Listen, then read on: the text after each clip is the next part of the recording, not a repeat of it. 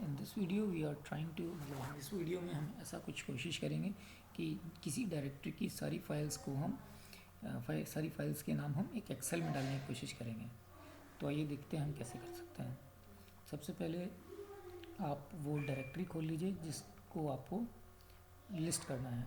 तो हम मान लेते हैं कि हमारी डायरेक्टरी ई है जिसे हमें लिस्ट करना है। इसमें कुछ फोल्डर्स हैं, कुछ फाइल्स हैं, और डेफिनेटली मैं ये चाहूँगा कि मैं सिर्फ फाइल्स को लूँ, मैं डायरेक्टरीज़ को ना लूँ।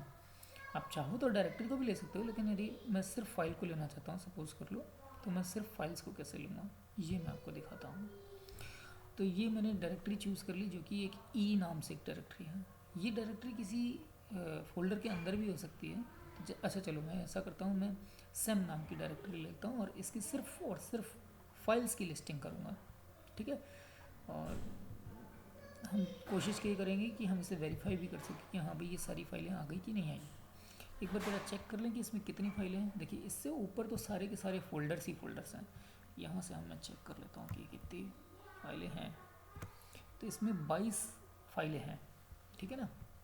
हम चाहेंगे कि 22 की 22 जो है हमारी लिस्ट हो जाए।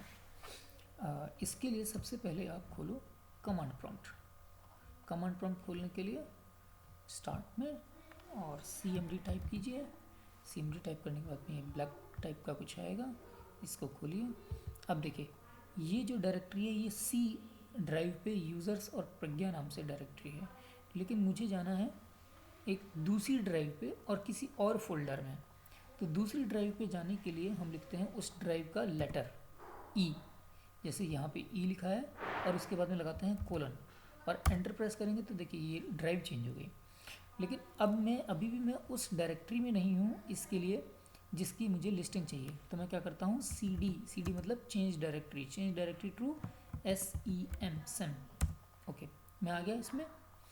अब यहाँ पर एक dir नाम से कमांड होता है। तो dir कमांड क्या करता है, वो सारी चीज़ें जो इस फोल्डर में पड़ी हैं वो सब दिखा देता है।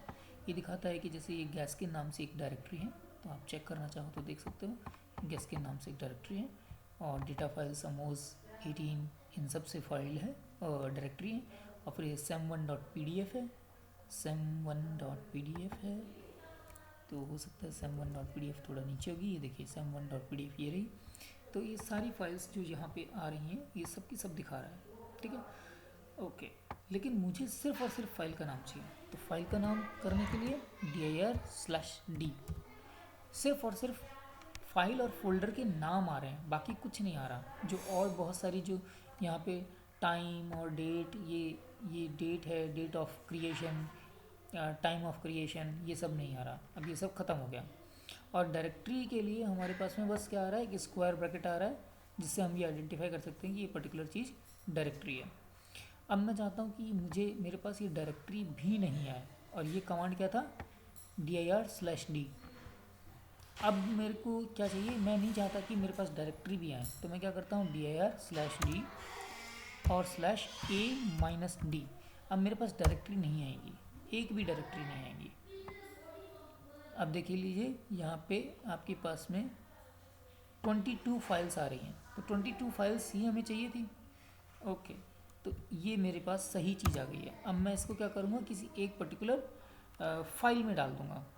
अब मान लीजिए कि मुझे वो मैं ई पे रखना चाहता हूँ, तो मैं उसका पूरा पाथ दूंगा जिस फाइल में मुझे उसको डालना है।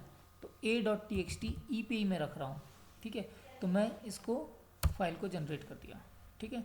अब आप देखें ई और ई पे a.txt पड़ी हुई है, इसे खोल के देखिए, इसमें बिल्कुल वही सारी चीज़ें हैं जो वहाँ पे वो दिखा रहा था। ब्लैक स्क्रीन पे जो आ रही थी वही सब चीज़ें अब यहाँ पे भी आ रही हैं। बस ये है कि ये ऊपर की कुछ एक चीज़ें मुझे मिटानी पड़ेंगी, तो मैं आसानी से डिलीट कर सकता हूँ, इसमें मुझे कोई दिक्कत ही नहीं है, ठीक है ना। तो ये बड़े आसानी से डिलीट हो जाएंगी ये वाली तो। और ये नीचे वाली जो है ये भी मैं डिलीट कर दूँगा। ये दो लाइनें और मुझे डिलीट करनी पड़ेंगी। तो ये नीचे क्या है, ये नीचे ये दो लाइनें आ रही हैं, ये भी मैं डिलीट कर दूँगा। तो अब मैं इसको खोलूँगा एक्सेल में।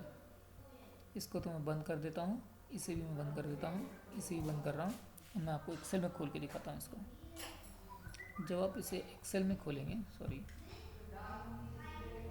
एक्सेल में खोलेंगे तो यहाँ पे जाइए, एक्सेल लिखिए,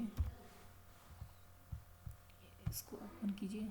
अब मुझे ये फाइल खोलनी है, तो यहाँ डेटा में जा कर के और फ्रॉम टेक्स्ट पे क्लिक कीजिए, और ई ड्राइव पे थी, ई ड्राइव पे डायरेक्टली पड़ी हुई थी वो फाइल, सो ई ड्राइव पे ये मैंने इंपोर्ट कर ली। और इंपोर्ट क्या करना है, मुझे तो सिर्फ एक कॉलम में ही डालना है सब कुछ, तो मेरे लिए कोई दिक्कत है ही नहीं, तो ठीक है, तो okay, so no problem, single सब चीज़ें आ रही हैं, तो ये मैंने कर लिया और ये फिनिश कर दिया मैंने, और मैंने बता दिया कि इसको A1 में ही डाल दो, से सब कुछ आ गया।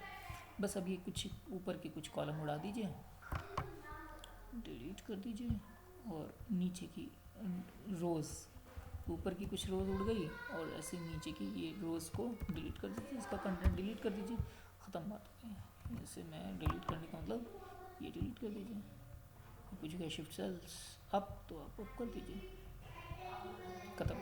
अब आपके पास ये सारी की सारी चीज़ें आ गई। इस तरीके से आप सारी लिस्ट कर सकते हो। Thank you.